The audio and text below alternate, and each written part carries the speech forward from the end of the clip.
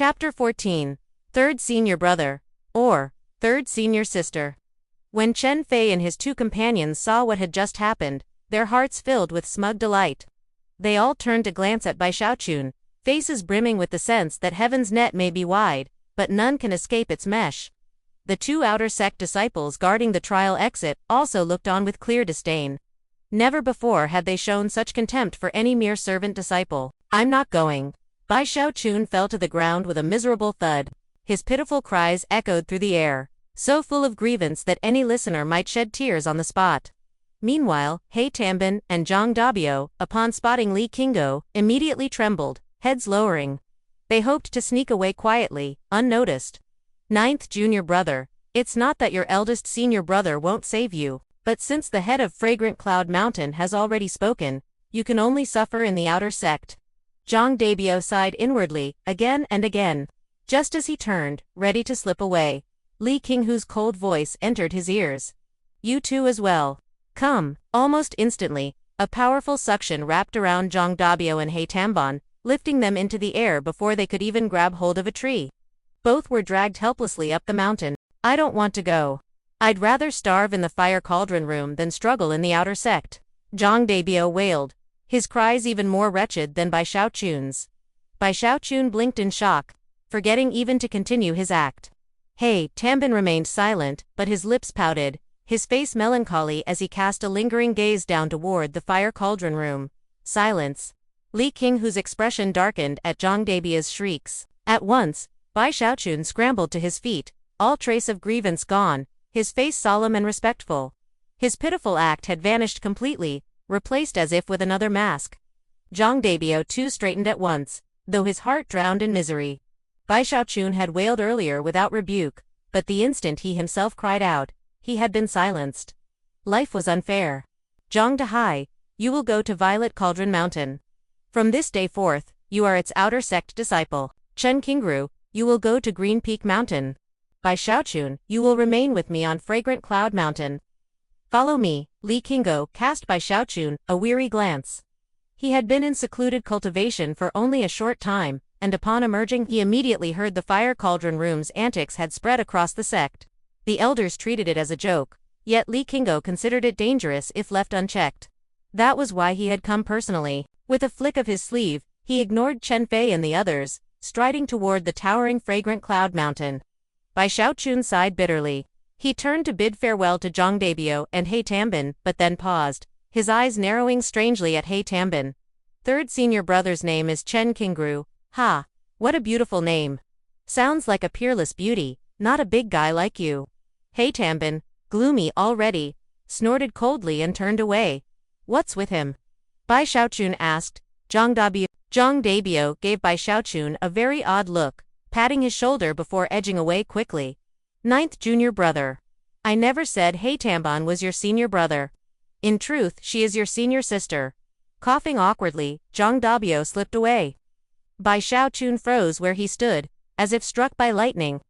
The entire world seemed to twist around him. "Say senior, sister." He inhaled sharply, about to turn toward He Tanbin, when Li Qinghu's icy voice cut him off.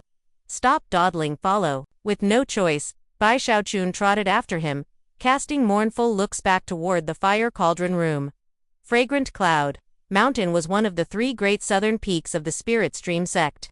And Li Qinggo was its peak lord, a figure of immense authority.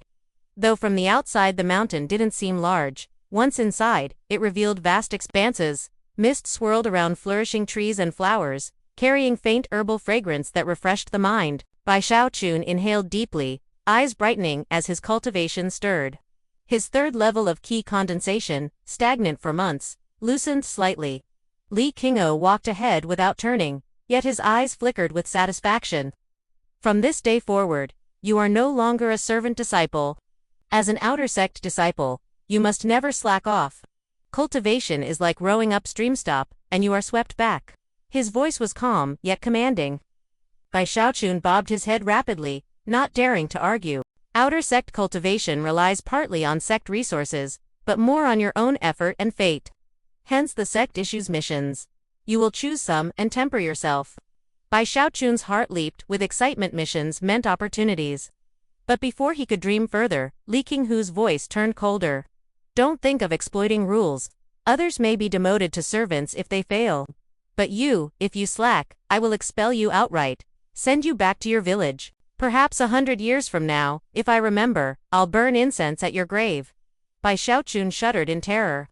If he hadn't glimpsed the path of immortality, it might not matter. But now that he had tasted it, the thought of losing it horrified him. Clutching his chest, he swore with solemnity to work diligently. Eventually, they reached a small elegant pavilion halfway up the mountain. Inside sat a refined young man reading. Rising swiftly at Li Qinghu's arrival, he bowed respectfully. Disciple greets the Peak Lord. This is Bai Xiaochun. Take him to register as an outer sect disciple. With that, Li Qinghu's form blurred into a streak of rainbow light, vanishing into the summit. Bai Xiaochun exhaled in relief, the suffocating pressure lifting. The young man studied him, then chuckled. So you are the one who's been blocking the trial path these past months, selling quotas. Bai Xiaochun, senior brother jests. Small matters, hardly worth mentioning, Bai Xiaochun said with mock humility. The young man laughed louder, interest sparkling in his eyes. He led Bai Xiaochun around Fragrant Cloud Mountain, explaining its ways. Our mountain is famed for alchemy. Green Peak practices the sword, Violet Cauldron the arts of spellcraft, but Fragrant Cloud Mountain is known for medicine. Even among the 4 great sects of the Tongjin River, our reputation shines. Our Peak Lord is one of the rare alchemy masters of Eastwood Continent. Thus, outer sect disciples here became medicine attendants, learning herbs and refining pills. By evening, Bai Xiaochun had registered, received outer sect robes, a storage pouch, and even 20 spirit stones as a reward. His joy soared. The herbs he needed for his longevity pill were nearly within reach. The young man, whose name was Hu Yunfei, smiled warmly. Tomorrow, go to the scripture pavilion to receive the later levels of your undying Liviaver technique and choose one additional cultivation method. Use the chance well. Outer sect disciples only get one. He clasped fists respectfully. Also, thank you for looking after my younger sister, Hu Xiaomei. With that, he departed gracefully. Bai Xiaochun blinked, then suddenly recalled a bright-eyed girl. Who? Junior sister. His eyes widened. Without meaning to, he had gained a connection. That night, standing in his own small courtyard, he gazed up at the moonlit sky. A smile tugged at his lips. Being an outer sect disciple doesn't seem so bad after all. With a flourish of his sleeve, Bai Xiaochun stepped into his new home.